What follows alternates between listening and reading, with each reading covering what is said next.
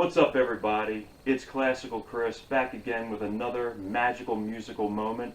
Today's topic, we're going to talk about doing a proper pull-off. Now, I'm sure you've had pieces of music you played before, whether you've played classical or maybe you play electric guitar where you're doing hammer-ons and pull-offs, and maybe it doesn't sound so good, or maybe when you're doing it, it doesn't sound good. And so what I want to work on with you today is how to do a proper pull-off. Now, I think working with a classical guitar or even a steel string guitar is the best way to do it at first, because it gets you a really good, solid, true sound without any distortion or any electronics or anything like that. So if you have an acoustic instrument, I would say start with that. And so very simply, what we're going to do is we're going to start with the first two fingers and do that, put that together. So what we're going to do is, when you do this, you're going to put those two fingers on the string. I'm going to choose the second string for this matter. I'm on the second and third frets, C sharp and D.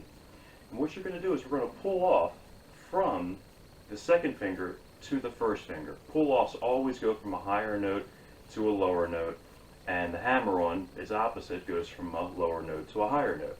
So what we're going to do is, when I play this first note, I'm going to actually pluck the string with my second finger. I'm not just going to lift it up and not have any sort of muscle recruitment there, but I'm actually going to make a sound with that. I'm going to make an action with that finger. So here's what it's going to sound like if I do it incorrectly and just lift my finger up. You can hear it kind of faintly, but in the context of a piece of music, you're not going to hear it at all, especially your audience, who is obviously not right here holding the guitar, but they may be 25 feet away from you, and they're definitely not going to hear that when you're playing something. So what you want to do is you want to actually pluck the string with the finger.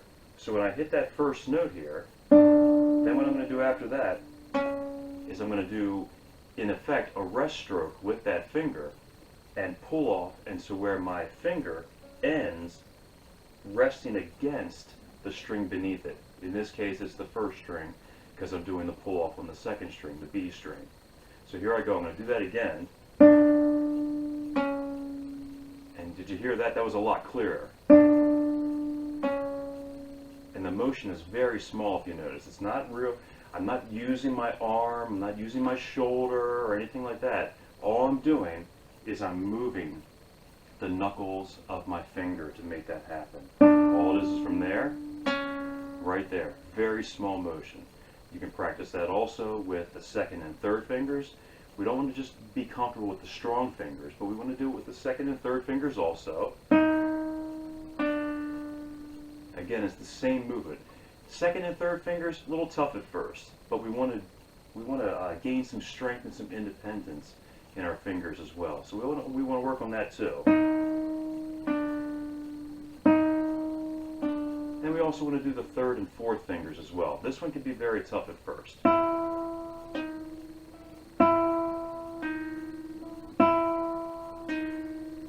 That one's a little tough at first, because a lot of times what the beginners tend to do is they kind of tend to go like this because the pinky's weak. But what you want to do is you want to make sure you have a very strong, solid hold with your thumb on the back of the neck. We don't want to have the thumb like this. That's the other thing about some of these pull-offs, especially on these higher strings. You don't want to have the thumb way up here, so there's a lot of space between your the palm of your hand and the bottom of the neck. You really want to be very close, like that, and have your thumb a little bit higher on the neck, and that's going to give you a good solid grip, especially again on these higher strings. If I go to the first string, you can almost see my thumb. If not, you probably can see my thumb from there, because I want to have a really good solid hold on those guitar, on the guitar.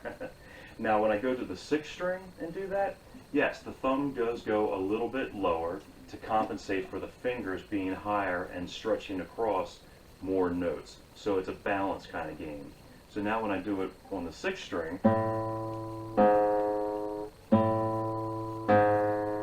I get that. And again, all it is a plucking motion by just moving those knuckles of the fingers, and everything here stays nice and neutral. The finger that's holding still and is going to be the note you pull off to has to remain really, really strong. If you allow the finger that's being held still to just move along with that finger, then you're going to get a bent note and you're going to sound like this, like that, and it's going to sound awful. But what you want to do is you want to hold really still with that. Almost, not really, but almost as if it's like you're pushing almost upward a little bit on the note that you're holding still to almost counterbalance the downward motion of the pull off. So if I do that, if I do it correctly, that this will not move at all. This is like Gibraltar. It's not moving, not going anywhere. And this is the moving part. Did you hear that? So everything stayed really still, and I had two really nice, good, solid notes.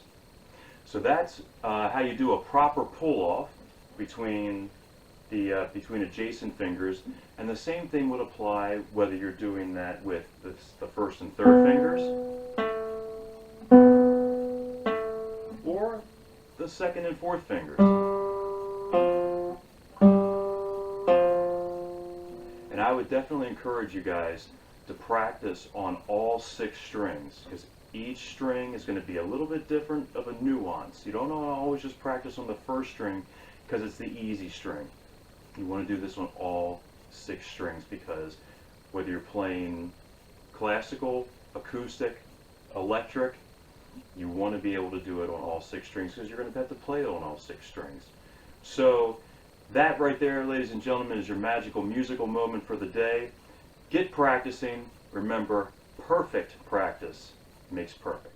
Thanks so much for watching this video. I really appreciate it. If you haven't done it already, click the like button, click subscribe, hit the bell for notifications so every time I drop a new video, you know exactly when it comes out.